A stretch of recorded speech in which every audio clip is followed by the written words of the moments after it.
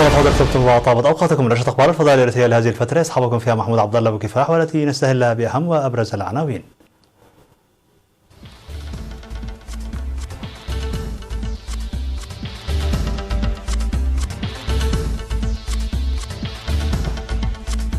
تنظيم سيمينارات في مديرية كرن لزيادة وعي المجتمع بحقوق الطفل. تأهيل أعضاء إدارة إقليم شمال البحر الأحمر. تنظيم انتخابات مدراء الضواحي في مديرية تسارونا. أكبر مناورة للجيش الأمريكي في أوروبا منذ 25 عاما. كندا تعتزل فرض ضرائب على شركات الإنترنت العملاقة أسوة بفرنسا.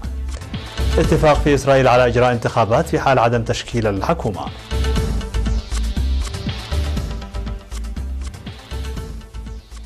مرحبا بكم من العناوين إلى التفاصيل. شهدت مدينة كرم في الفترة من 4 وحتى 11 من ديسمبر تنظيم سيمينارات للسكان وطلاب المرحلة الثانوية لرفع وعي المجتمع المدني بحقوق الطفل، وهدفت السيمينارات إلى تنظيم حملات توعية مكثفة لتعزيز العمل على أرض الواقع من خلال إدراك مبادئ حقوق الطفل والحد من التمييز والتعامل الحسن مع الأطفال، وتشجيع الأمهات للقيام بالمتابعة الجيدة قبل وبعد الولادة والحد من العادات الضارة. وناشدت مسؤولة الاتحاد الوطني للمرأة الإريترية في المديرية السيدة حرية إدريس الجميع بضرورة تعزيز معرفة المجتمع المدني بأضرار الختان وزواج القاصرات، وضمان المشاركة الفاعلة في إنجاح الجهود الجارية للحد من تلك الأضرار.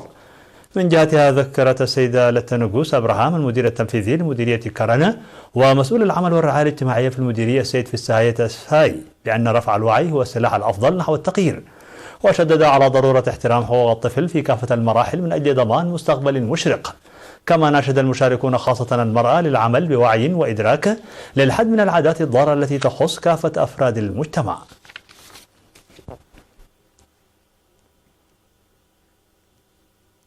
نظمت إدارة إقليم شمال البحر الأحمر دورة تدريبية لأعضائها في مجالات الإدارة والمعلومات والتوثيق، واشتملت الدورة التدريبية التي شارك فيها 120 عاملا نظام التوثيق وإدارة المعلومات والقوانين الأساسية وإدارة القدرات البشرية والممتلكات وتعليم الكمبيوتر. وقال مسؤول الإدارة والمالية في الإقليم السيد أمينة كتما في ختام الدورة التدريبية التي استمرت لأسبوعين أن التدريب كان ناجحا لاهتمام المشاركين وتفاني المشرفين عليه رغم قصر المدة والكثافة، مشيرا إلى أن ثلث المشاركين هم من المديريات. وأوضح حاكم إقليم شمال البحر الأحمر العميد تخل اللبسو بأن التدريب جزء من جهود تقديم خدمات سريعة ومتكاملة، وذكر المشاركون بأن التدريب سيساهم في تجويد أعمالهم التي كانت تنفذ في الماضي بالاعتماد على التجارب فقط بالوسائل العلمية، معربين عن أملهم في مواصلة مثل هذه الدورات بتوسع في المستقبل. نظمت في مديرية صارونا انتخابات مدراء الضواحي والمدراء التنفيذيين، وأفاد مراسل وكالة إيرينا بأن بلدة صارونا كانت تدار في السابق بإدارة ضاحية واحدة، لكن تقرر في الآونة الأخيرة إدارتها كضاحيتين، لذلك تم انتخاب مدير ومديرة للضاحيتين ومديرين تنفيذيين. وذكر مدير مديرية صارونا السيد إيوب تسفى ميكائيل بعد أن أشاد بمشاركة المواطنين الفاعلة في عملية الانتخابات، ذكر المنتخبون الجدد بضرورة تنفيذ المهام التي حملها إياهم المواطنين بتفان وإخلاص، وعلى المواطنين تشجيعهم والتعاون معهم. من جهتهم أكد المنتخبون الجدد على جاهزيتهم لتقديم خدمات جيدة للمواطنين، مناشدين المواطنين لتقديم الدعم والإرشاد لهم. هذا وتوجد في مديرية صارونا 93 قرية تنشط في 16 ضاحية.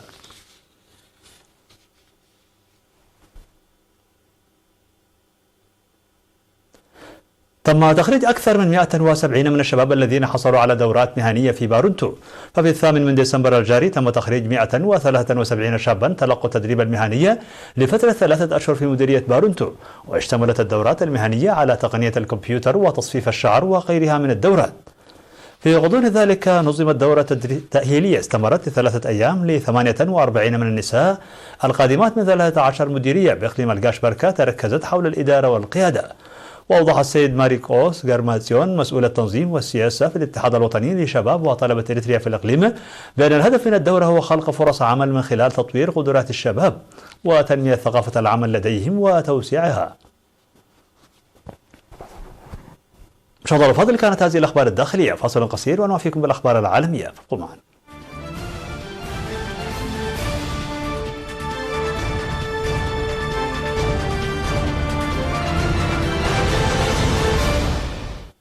مرحبا بكم. على الصعيد العالمي، يستعد الجيش الأمريكي لأكبر عملية انتشار في أوروبا منذ 25 عاما بإرساله العام المقبل 20,000 عسكري إضافي للمشاركة في تمارين تهدف إلى إظهار قوته العسكرية بمواجهة الخصوم مثل روسيا، كما أكد ذلك الجنرال كريستوفر كافولي. وينضم إلى هؤلاء 9,000 عسكري أمريكي منتشرون في أوروبا أصلا للمشاركة في تمارين عسكرية، والتي سيبلغ العدد الإجمالي للمشاركين فيها 37,000 عسكري من الحلفاء. وتجرى المناورات بين شهري مايو ويونيو في 10 بلدان أوروبية، وفق تصريحات كافولي القائد العام للقوات البرية الأمريكية في أوروبا لمجموعة من الصحفيين في البنتاغون. وسيشكل ذلك تحديا لوجستيا في الدول التي كانت تابعة للاتحاد الأوروبي سابقا، حيث سكك الحديد أضيق من تلك الموجودة في أوروبا الغربية، والجسور غير مجهزة لتتحمل دبابات أبرامز الأمريكية البالغ وزنها 70 طنا.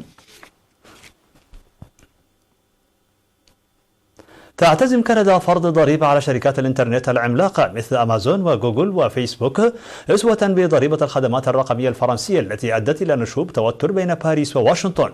ودعا رئيس الوزراء جاستن ترودو خلال حملته الانتخابية التي أعادت الليبراليين إلى السلطة في أكتوبر إلى فرض ضريبة بنسبة 3% على الشركات الرقمية التي تبلغ إيراداتها في كندا ما لا يقل عن 40 مليون دولار كندي، ويتخطى دخلها في العالم مليار دولار كندي. ووفقا لبيانات حزب ترودو، فإن فرض ضريبة على الإعلانات عبر الإنترنت التي قد تبدأ في الأول من أبريل ستدر ما يقدر ب 540 مليون دولار كندي على الخزينة الكندية في السنة الأولى.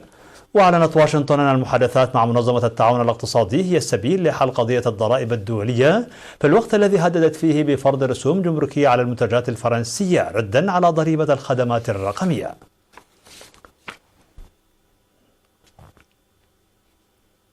اتفق أكبر حزبين في إسرائيل على تحديد تاريخ 2 مارس موعدا لإجراء الانتخابات إذا لم يتم التوصل لاتفاق في اللحظة الأخيرة لتقاسم السلطة، بينما يكافح رئيس الوزراء بنيامين نتنياهو للبقاء في المشهد السياسي بعد توجيه لائحة اتهامات جنائية ضده. وتنتهي مدتها 21 يوما كان بإمكان البرلمان فيها ترشيح أحد أعضائه إذا حصل على تأييد الأغلبية لتشكيل ائتلاف حاكم، مما سيؤدي لحل البرلمان ووجوب إجراء انتخابات خلال 90 يوما. وإذا ما أجريت تلك الانتخابات ستكون الثالثة على مستوى البلاد في أقل من عام، ولم تظهر استطلاعات الرأي التي أجريت مؤخرا أي تغير جذري في آراء الناخبين عما كانت عليه في اقتراعين لم يخرجا بنتائج حاسمة في أبريل وسبتمبر. ولم يحصل حزب الليكود اليميني بزعامة نتنياهو ولا حزب أزرق أبيض المنتمي للوسط بزعامة منافسه الرئيسي بيني جانتس على ما يكفي من المقاعد في البرلمان لتحقيق أغلبية حاكمة خلال الاقتراعين السابقين. لف شرق أستراليا وسيدني ضباب من الدخان السامن ناجم عن حرائق الغابات التي يخشى تفاقمها بسبب الظروف الجوية القاسية. ففي سيدني المدينة الأكثر اكتظاظا بالسكان تسبب هذا الدخان السام في انطلاق صفارات كاشفات الدخان، مما أرهق رجال الإطفاء الذين كان عليهم الانتقال من حي لآخر. واضطر العديد من سكان المنطقة لارتداء أقنعة بسبب الدخان الكثيف، فيما ألقيت رحلات العبارات واحتجز تلاميذ المدارس داخل صفوفهم. وتغلف شرق القارة منذ أسابيع السحابة من الدخان بسبب حرائق الغابات المستمرة منذ أكثر من 3 أشهر جراء الجفاف. وفي شمال غرب سيدني اندمجت حرائق الغابات المشتعلة منذ عدة أسابيع في حريق هائل دمر 319 ألف هكتار من الأراضي، ومعظمها في حدائق وطنية.